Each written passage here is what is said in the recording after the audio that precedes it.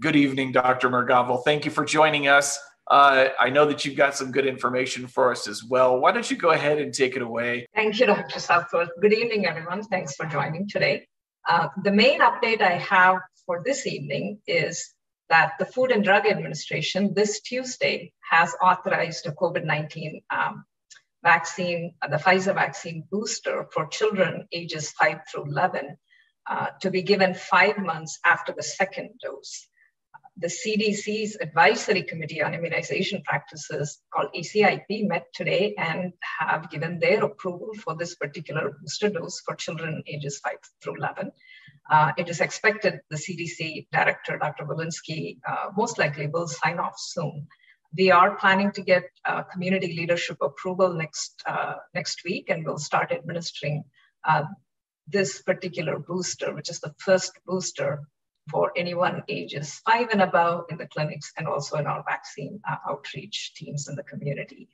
As Dr. Santiago mentioned, vaccine-induced immunity wanes over time. It goes down. And even though COVID-19 tends to be less severe in children than in adults, during the last Omicron surge, more and more kids got sick and were hospitalized. And children also experience long-term effects of COVID, even after mild illness. So it's very, very important to follow safety precautions and get vaccinated.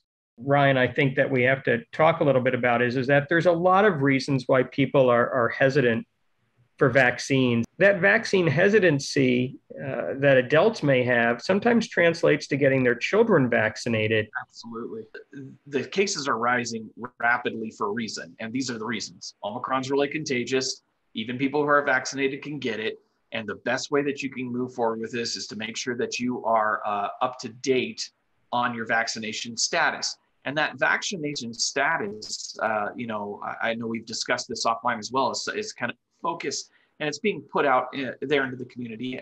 It's really customized to the individual, which is great, right? If you're over 50, like Dr. Mergavel shared, you got to get that second booster. The data shows that it really does help them out and protect them. And like I shared earlier, I sit there and consider well, would I rather get the virus unprotected, or would I rather be protected if I do get exposed to the virus? So, it just, kind of doing the common sense stuff still matters, wear your mask when you're inside a high risk situation, wash your hands. These things won't ever change. Those people who have the fear about the vaccines, that's okay. We understand where that comes from. It can be very confusing because these issues have been very complex, but like you shared, we have so much data that shows that these vaccines are miraculously effective and safe. So I'd like to perhaps go over some of the data from Gila River Healthcare that we compiled together and report on.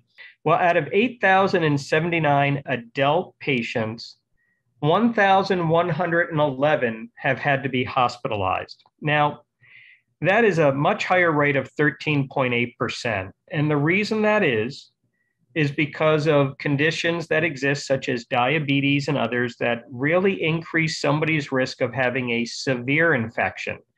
It also reflects overwhelmingly that the majority of people were not vaccinated. Out of those 1,111 adults that were hospitalized so far with COVID, 1,004 were unvaccinated. 91% of the adults at Gila River Healthcare who contracted COVID and were hospitalized were not vaccinated. It's an overwhelming number.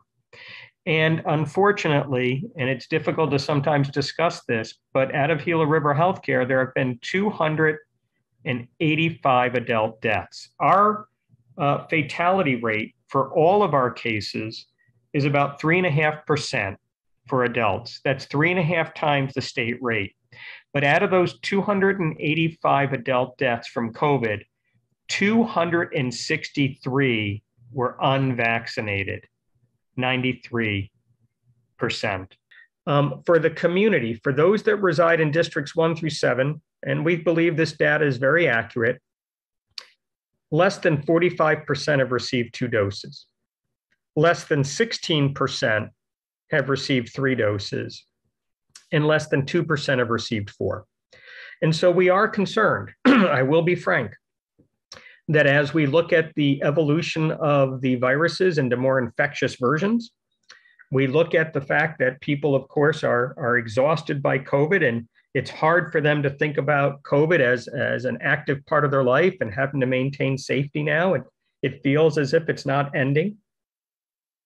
And we look at this vaccination rate, we realize that there's still a high level of vulnerability. And so this is our goal, and why Dr. Maragavo talked about the fact that whether it's public health nursing going to people's homes, whether it's our mobile units out at particular service districts, whether it's at all of our campuses, whether it's at the school systems, we are here to vaccinate.